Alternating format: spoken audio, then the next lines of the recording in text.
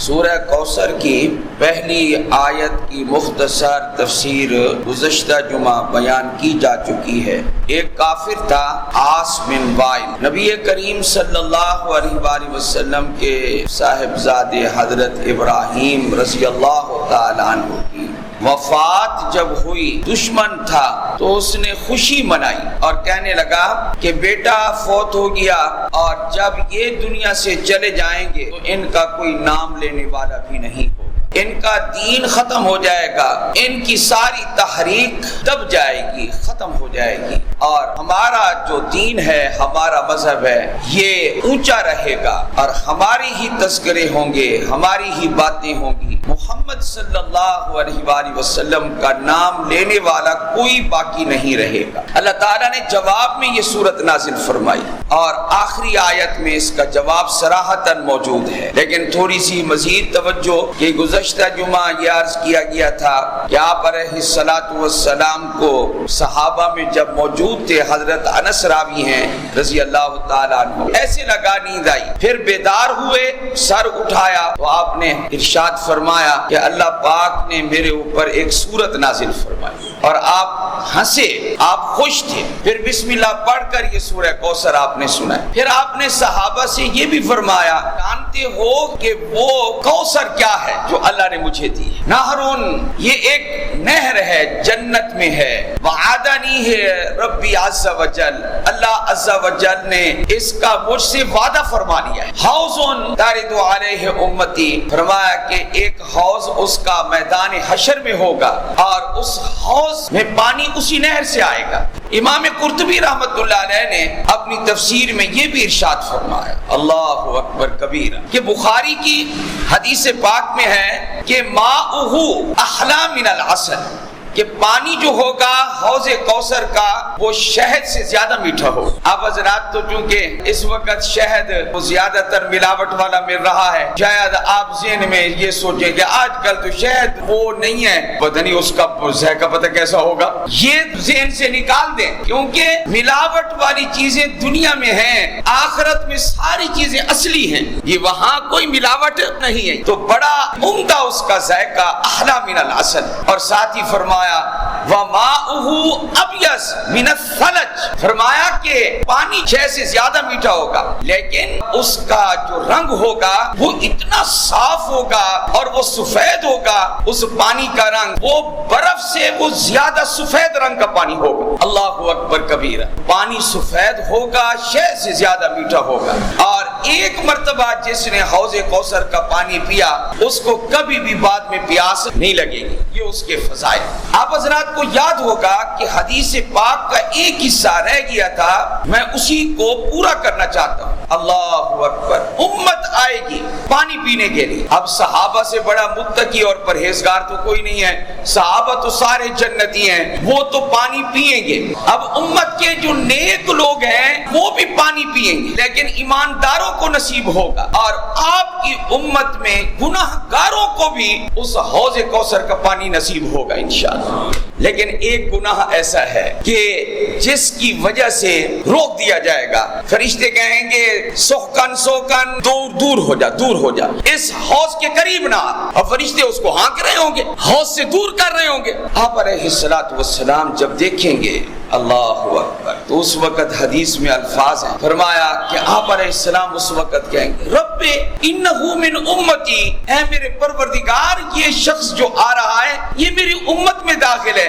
اس کو فرشتے قریب نہیں آنے دے رہے، حضور تو پانی پلانے کے لیے تیار ہوں گے۔ فقیلا، بس آپ کو کہا جائے گا کیا، لا تدری ما احدث بعدک، آپ دنیا سے تشریف لائے اور آپ کے آنے کے بعد اس بندے نے دین میں نئی نئی باتیں ایجاد کر دی تھی، بدعات رائج کر دی تھی، اس بدعت کی نحوست کی وجہ سے اس پاک حوض کا پانی اس کو نصیب نہیں ہو۔ ہمارا کام کیا ہے؟ کسی کی گردن پہ پاؤں رکھ کے منوانا ہے، یا وما علینا الا البلاغ ہے، ہمارے ذمہ صرف بات کو پہنچا دینا ہے۔ قوم کو بچاؤ شرک کی دلدل سے، قوم کو بچاؤ بدعات کی دلدل سے، ان کو نکالو، ان کو روشنی دو، کس کی؟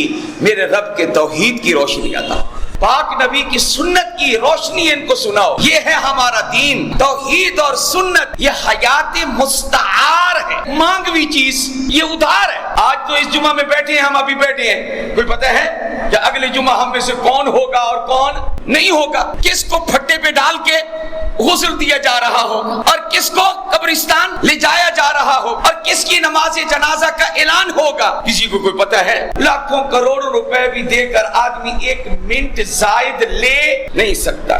اذا جاء اجلها, جب اجل آ جائے گی, لا یؤخر, اس کو مؤخر نہیں کیا جائے گا, ڈھیل نہیں دی جائے گی. ساری باتیں زندگی کے ساتھ ہیں. امام قرطبی کا کہنا یہ ہے, وعلی ارکانہ الاربع, فرمایا کہ اس کے ارکان اربع پر, اس کے چاروں کونوں پر, ہر حوض کے 4 کنارے ہوتے ہیں, فرمایا اس کے چاروں کونوں پر ہمارے نبی کے 4 خلفاء وہاں موجود ہوں. حضرت ابو بکر صدیق ہیں, حضرت عمر فاروق ہیں, حضرت عثمان غنی ہیں, حضرت علی المرتضیٰ ہیں رضی اللہ تعالیٰ عنہ. صحابہ بھی ہمارے ہیں, اہل بیت بھی ہمارے ہیں. جو مانتے ہیں وہ حد سے بڑھا کے مانتے ہیں اور اہل بیت کی تعلیمات سے ہٹ چکے ہیں. اس لیے حقیقت وہی ہے, خدا نہیں ہے. خدا کے برابر تو ہم محمد مصطفیٰ کو بھی نہیں مانتے.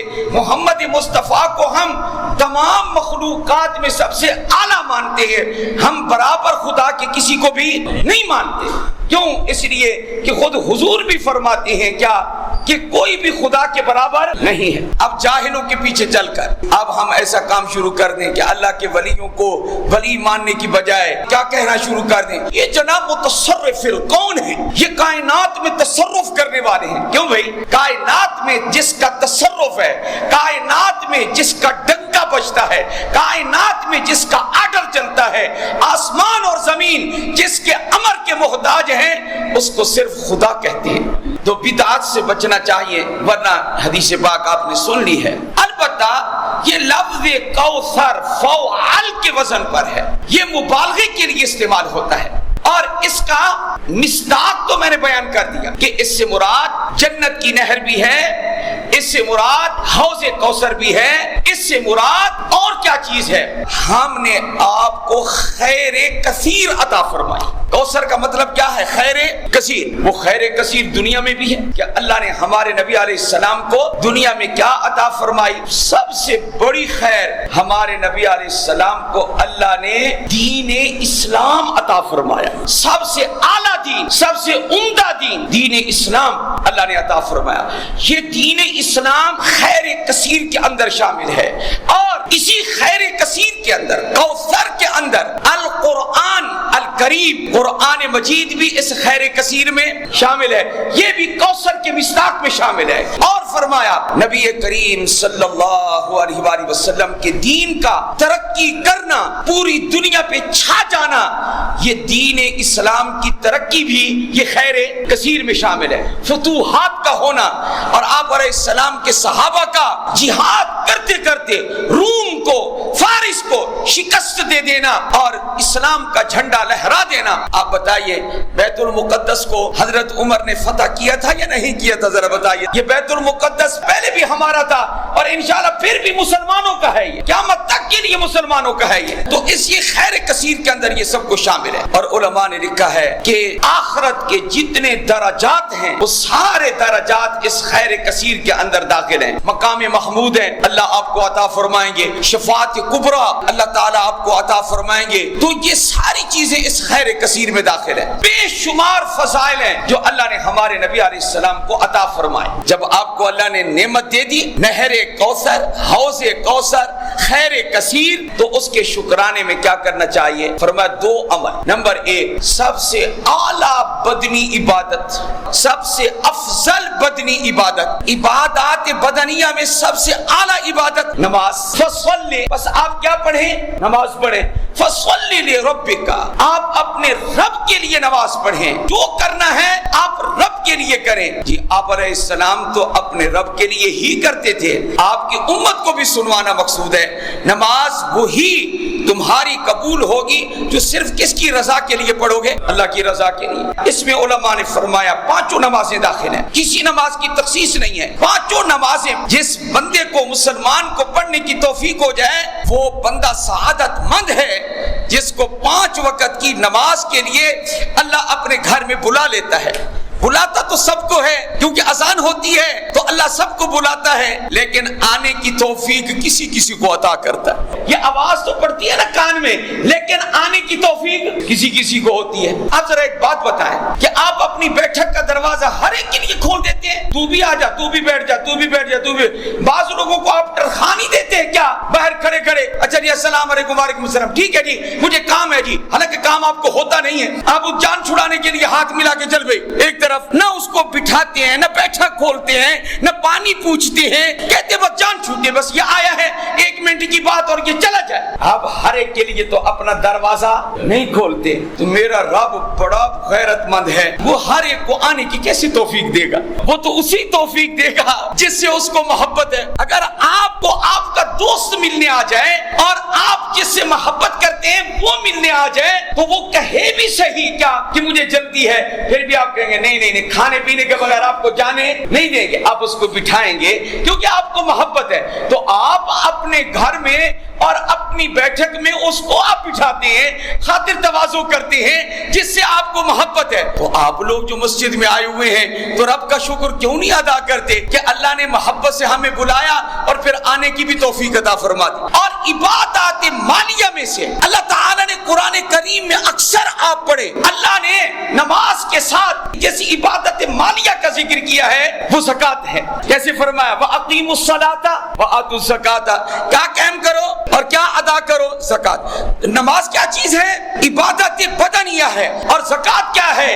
عبادت مالیہ ہے. یہاں بھی میرے رب نے نماز کے ساتھ عبادت مالیہ کا ذکر کیا ہے, بدنیہ کے ساتھ مالیہ کا ذکر کیا ہے, لیکن زکات کے علاوہ زکات کا ذکر بہت ہو چکا تھا, اس لیے اللہ نے ایک اور عبادت کا ذکر کر دیا. کیا؟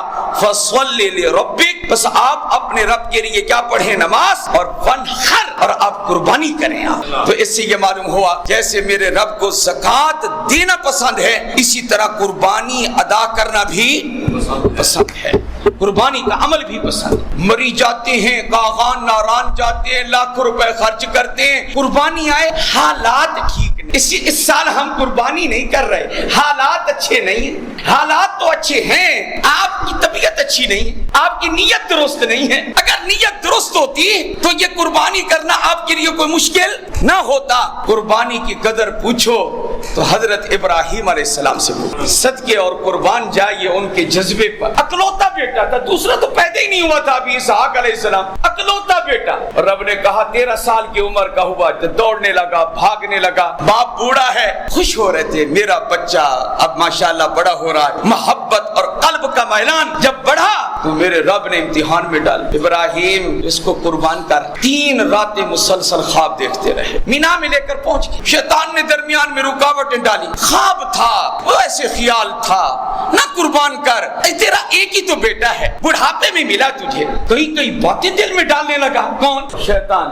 حضرت نے 3 جگہ پر اس کو 7 کنکریاں ماری, کنکریاں مارتے گئے, اس کو بھگاتے گئے. نہ میرے رب کا حکم ہے, لٹا دیا. خود اسماعیل علیہ السلام نے کہا ابا جان یہ جو میرا چہرہ ہے نا یہ یوں نہ لٹائیں, آپ مجھے الٹا لٹا دیں, میری گردن پہ چھری چلا, کیونکہ آپ مجھے دیکھیں گے میں آپ کو دیکھوں گا, کہیں شفقت پدری رکاوٹ نہ بن جائے, اللہ کے حکم کے پورا ہونے میں رکاوٹ نہ آ جائے. آپ مجھے ذبح تو کریں کیونکہ رب تعالیٰ کا حکم ہے. اللہ اکبر کبیرہ. زور سے چھری بھی چلا رہے ہیں, چھری چلنے کا نام لے لے, پھر چلا رہے. دشمنی تھی یا کسی کو راضی کرنا تھا؟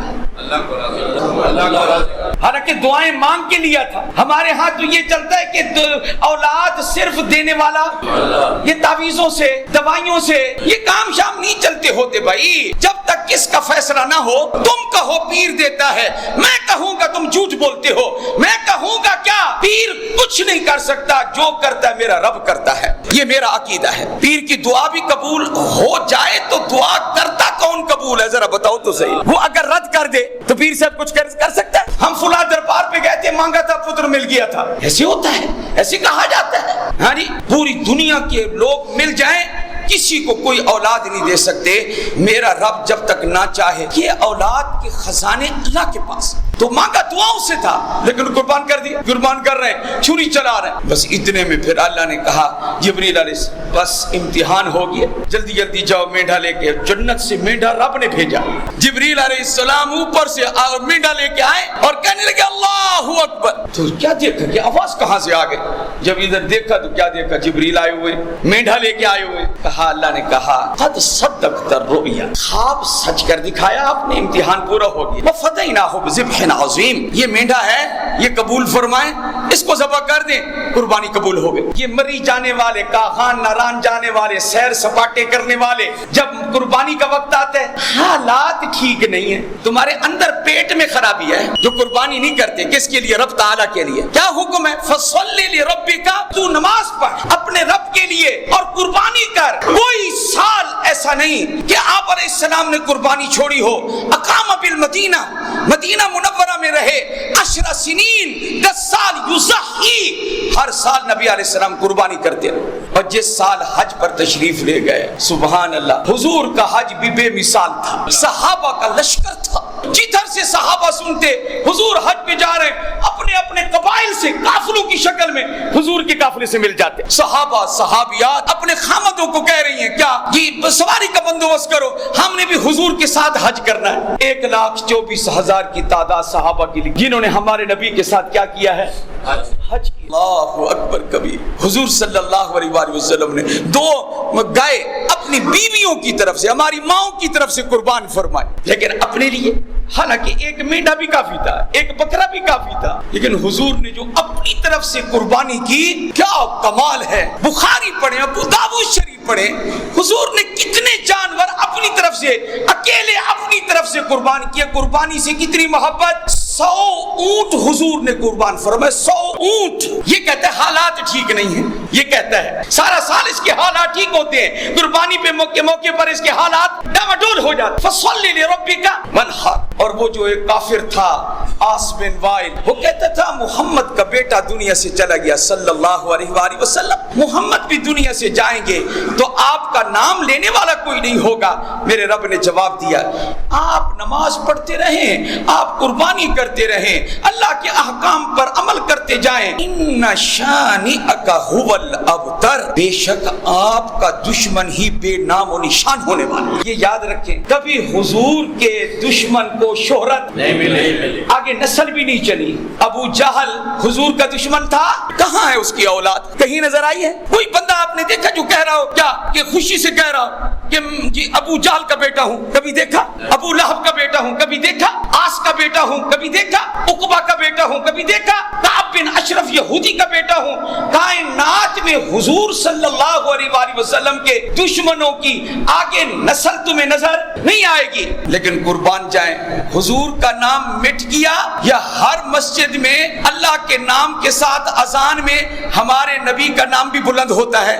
جب مؤذن کیا کہتے ہیں؟ اللہ اکبر اللہ اکبر اللہ اکبر اللہ اکبر، اشہد ان لا الہ الا اللہ اشہد ان لا الہ الا اللہ۔ اس وقت یہاں بھی مزہ آتا ہے، نعمان مسجد میں بھی اذان سنتے ہوئے، جتنے بھی ہمارے ساتھی اذان دیتے ہیں ماشاءاللہ۔ لیکن اگر یہی ریاض الجنہ میں بیٹھے ہوں اور مؤذن کہے اشہد ان محمد الرسول اللہ اشہد ان محمد الرسول اللہ، باقی نام حضور کا ہے یا حضور کے دشمنوں کا ہے؟ ذرا بتائیے تو صحیح۔ قرآن نے سچ کہا، کیا سچ کہا؟ تیرا دشمن ہی بے نام و نشان ہونے والا ہے۔ ہمارے نبی علیہ السلام کے بیٹے بچپن میں فوت ہو گئے، یہ ٹھیک ہے، آپ کی جو سلبی اولاد ہے، آپ کی سلبی پسری اولاد، وہ تو آگے نہیں چلی، لیکن آپ کی دختری اولاد حضرت فاطمہ الزہرا سے آگے بیٹے، پھر آگے ان کی نسل، وہ آج تک چلی آ رہی ہے اور قیامت تک باقی رہے گی۔ اگرچہ پسری اولاد نہ چل سکی، لیکن دختری اولاد وہ قیامت تک نبی علیہ السلام کی باقی ہے۔ یہ تو جسمانی اولاد کا حال ہے، لیکن اگر دیکھا جائے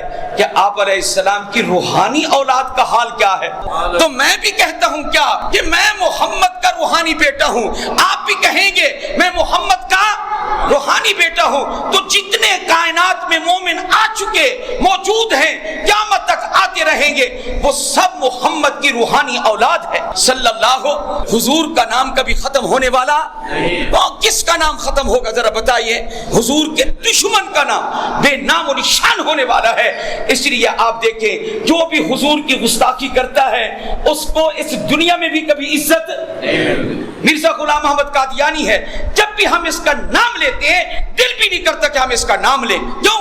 یہ ختم نبوت کا منکر، مرزائی سارے ختم نبوت کے منکر۔ وعدہ کرو کہ قادیانی مصنوعات کا استعمال ہم کبھی نہیں کریں گے، ذرا ہاتھ کھڑا کر کے کہو یہ مرزائی کافر ہیں، ہم ختم نبوت پر جان بھی قربان کر دیں گے۔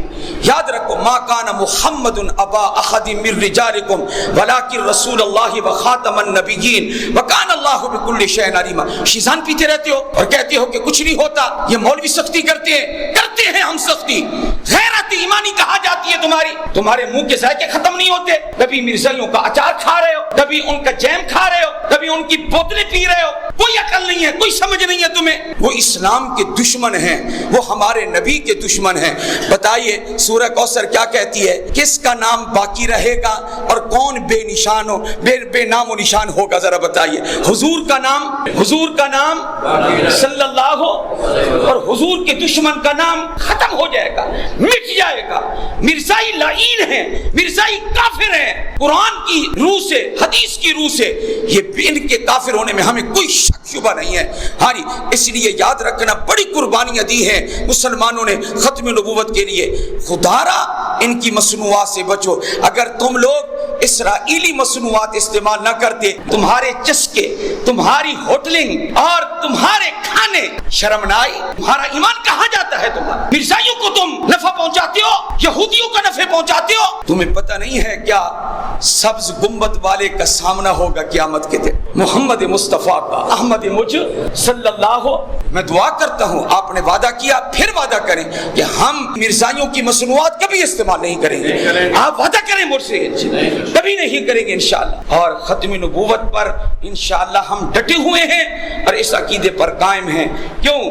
ہمیں دنیا سے کچھ نہیں لینا، ہمیں تو جنت بھی نصیب ہوگی تو حضور کی شفاعت سے نصیب ہوگی صلی اللہ۔ اللہ ہمیں حضور کا ساتھ نصیب فرمائے، اللہ ہم سب کو جنت الفردوس نصیب فرمائے۔ وآخر دعوانا ان الحمد للہ رب العالمین۔